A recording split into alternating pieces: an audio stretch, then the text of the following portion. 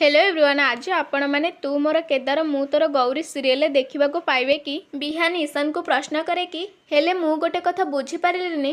तमे माने एठा को पहुँचल केमिति एवं यहाँ पर ईशान कहे कि तम दुई जन को एठारे किए बा न चिन्हे जहाँ मुहर देख तम दुई जन ना तुम दुई जनकर प्रशंसा तुमे दुई जन एठारे बहुत फेमस। आउ पुणी कहे कि आरे मु लोक मानकु पचारिली बाइक रेस करुथिबा बिहान को घर केउठी जहाँकर जड़े भौणी अछंती एवं जे गीत बोलुची तांकर घर कोउठी एवं लोक माने खुशी होइके कहिले कि आरे शिवानी दीदी तांको किए बा न जाने एवं पुणी कहते कि आउ बिहान भाई से तो हेउछंते साप उद्धारकारी एवं साप मानकु उद्धार करिकि नेकी जंगल रे छाड़ती आउ तांको किए बा न जानती एवं तापर से माने एठार एड्रेस दे देले आउ मो दादू को धरिके एठाको चली आसिली एवं मु बाहर देखिली कि गोटे बोर्ड मरा जाइछि जेउथिरे गोटे रूम रेंट दियाजिबो बोली लेखा जाइछि एवं सेथिपाई मो डेरी न करिकि सीधा एठाको चली आसिली। आउ रूम रेंट कथा सुनिला परे बिहान मध्य पूरा आश्चर्य भाबरे प्रश्न करे कि रूम रेंट रे दियाजिबो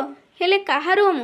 एवं तापर शिवानी कहे कि बिहान जो रूम रे तोर बहुत सारा जिनिस थुआ जाइछि सेई रूम को माई रेंट रे दउछंती एवं सेतिकी बेले रत्ना आसे आउ रत्ना कहे कि हाँ रेंट पैसा हेउची लाइन बिल एवं पानी बिल मिसेकी टोटल 3500 टंका आउ तापरे पुणी कहे कि आउ जदि सेमाने घरे खाइबे ताहले सेमानके एक्स्ट्रा 6000 टंका दबाकू पड़िबो। आउ ए सब पर बिहान विरोध करिकि कहे कि तमे मते न पचारिकि से रूम केमिति रेंट रे दे दउछ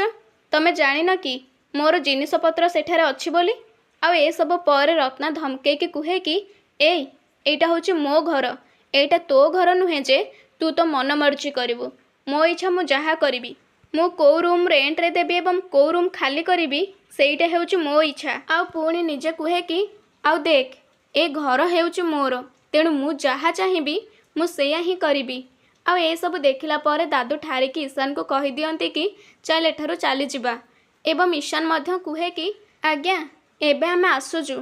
आमे बाहरे कोठी भड़ा देखि नबु ताले सांग माने आगो को जानिबा पई चैनल को सब्सक्राइब करिकि रखंतु।